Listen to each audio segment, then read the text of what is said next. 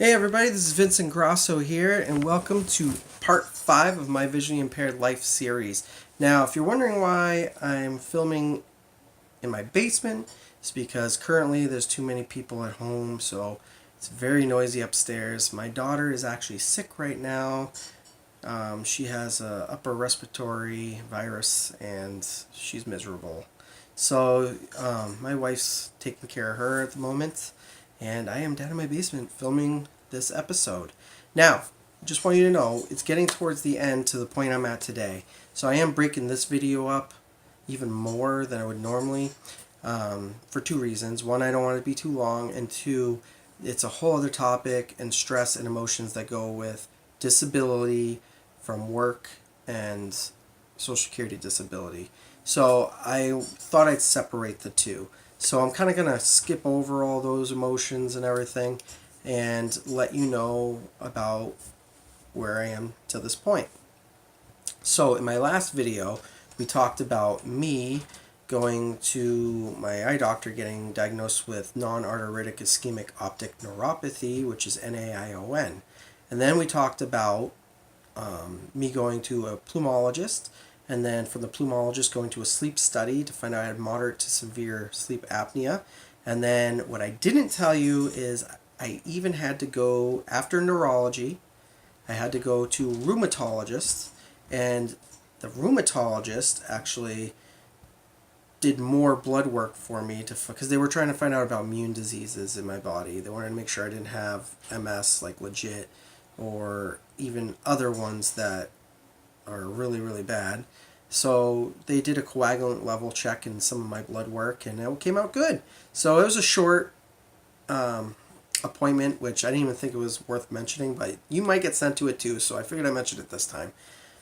They looked at me like I was crazy when I was there because I could still see at the time in one eye, and I could totally tell in their face that they were irritated that I was even there because it was like I was wasting their time. So they're like, "You're perfect. Your blood work was healthy in good numbers. I don't know why you're taking this blood test."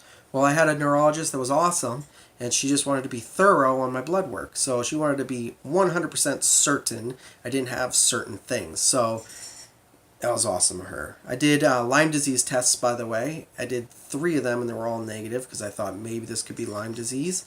As everybody around my house was getting Lyme disease, like neighbors and stuff like that, from the same 3 acres of woods. But nope, I guess it's not Lyme disease, and I didn't have any other symptoms other than my eyes. So then I go for a second opinion on the NaION to come find out. He didn't want to give me the same diagnosis just because he said it's plausible, but I was really young to have that condition, and he thought I should go to the big dogs, which was in Boston, Mass Eye and Ear, or Mass General for people who don't know, and see the neuro-ophthalmologist they had, see if we could get down to the nit and grit of that. So the day before my appointment, I had to go to Home Depot because, as I said, disability and all that, in between the point where both eyes went and my doctor told me to get on disability, start getting on top of that, I took his advice, I did that, and then by the time my first appointment for Boston, I was already pretty much on disability. So I was at home not working. I was going through the process, and I was going crazy. I need hobbies. I'm a hobby person. I'm one of those people, if I sit down for too long not doing something, I think too much. So if you think I talk a lot, man, I think way more than I talk. So I was going crazy, getting more depressed, more anxiety, because I'm just thinking of all these negative things all the time, and I'm at home not knowing even how to make myself a bologna sandwich. That's how new I was to visual impairment. I mean, I can't even see the food on my plate, so let alone cook it. So, and I'm currently learning how to do all that stuff again right now. So, there's ways around everything. You adapt, like I've always said. So, I got bored and I was like, I need something. So I sit down. I had plenty of time to think to myself. Didn't even know what audio description was. So I'm sitting there just thinking all the time. And I'm like, I need a hobby. And I was going to go to a UFO convention with a friend and my wife. And we were going to, yes, I'm a nerd and I'm into like UFOs and stuff. That's just me, open-minded individual. So, and I like nerdy things, so I like Star Wars and all that. So, speaking of Star Wars, so what am I going to do? I want to build a white cane, a special white cane. I had my regular white cane, but I wanted to build a special one for this particular outing, and I went and bought a lightsaber toy that had sound effects. So when you swung it, it did the sounds, and then when you hit other ones, it went and it went, yeah, making sound effects. I'm a nerd.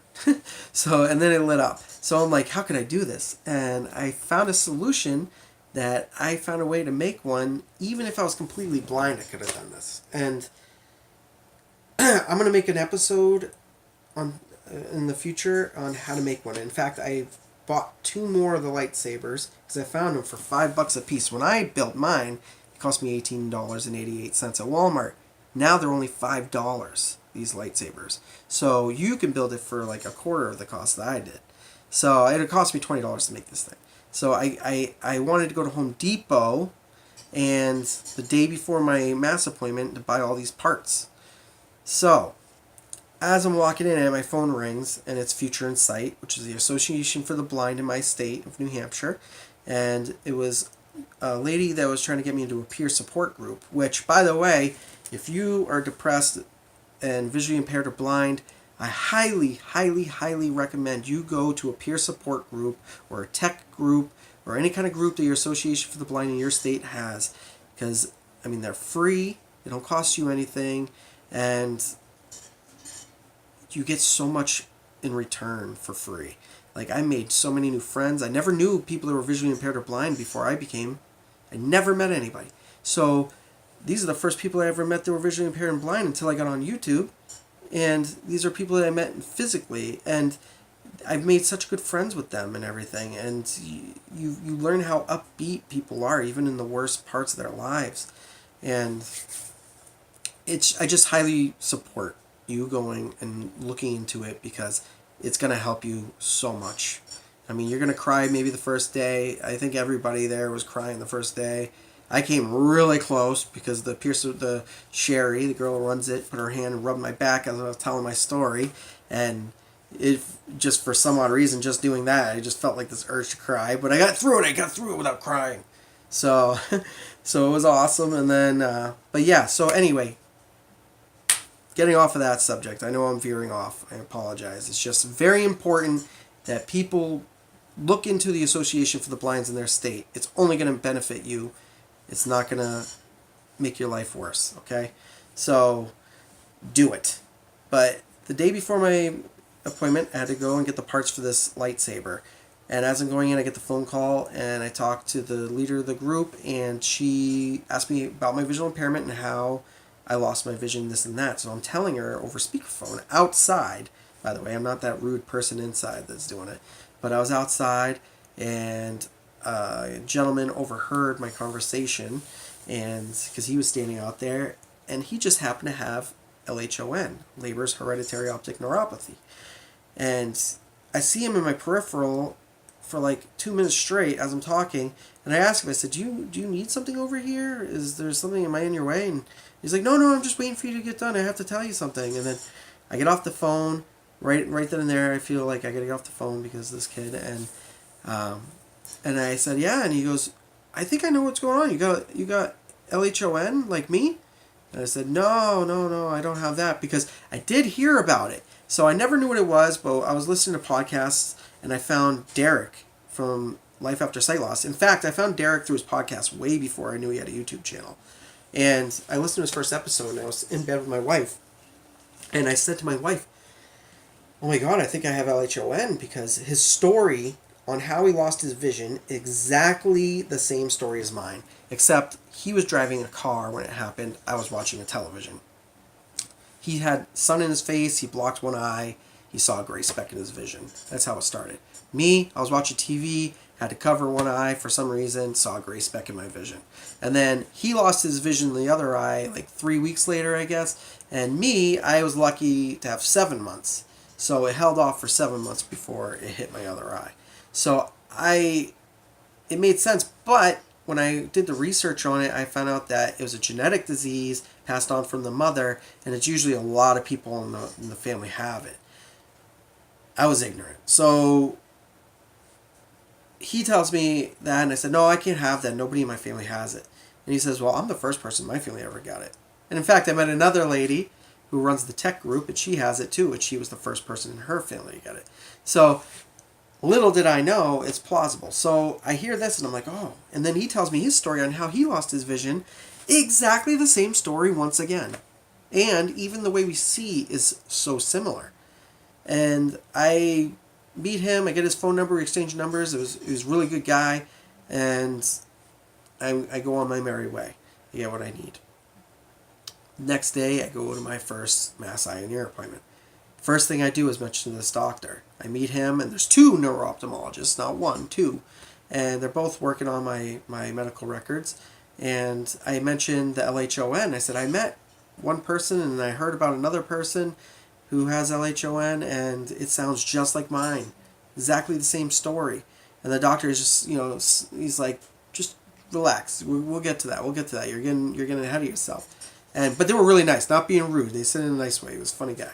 And I did the regular test. It dilated my eyes, this and that. Probably like 30 minutes only. Did the peripheral testing. I got to use this high-tech stuff, which was pretty cool.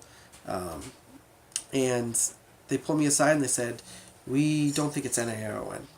We think it's Leber's, hereditary optic neuropathy. And I said, see, I was right. And then they're like, but we got to do the blood work. But they're like, we're really confident. We're pretty confident that's what this is. And I did the blood work. It was genetic testing. In fact, it was $1,800. They called me ahead of time before they did the test and told me it was going to be around $1,800 without insurance, because insurance doesn't cover genetic testing. Most insurances. Now, I'm going to keep you posted on this because I have not, till this day, got a bill in the mail, and I am not going to run as fast as I can to find this bill. I am so financially strapped at the moment that I am just waiting until it hits me. Until it comes in my mailbox, I'm not worrying about it. But I will keep you guys posted. I do know that there is ways to get that genetic testing for free now, and I didn't know at the time. But you're going to have to do that research on your own because I haven't even done that, as I already went through this and made that mistake. So learn from my mistakes. That's what these videos are for.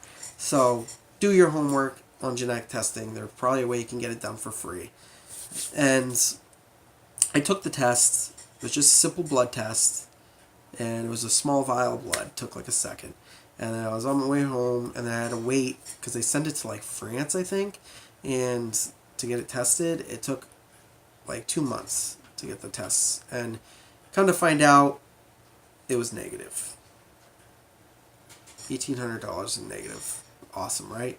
So I go back to a follow-up appointment, and they tell me it can't be Leber's. And I'm like, well, I really feel like it is. I, till this day, believe it is L.H.O.N.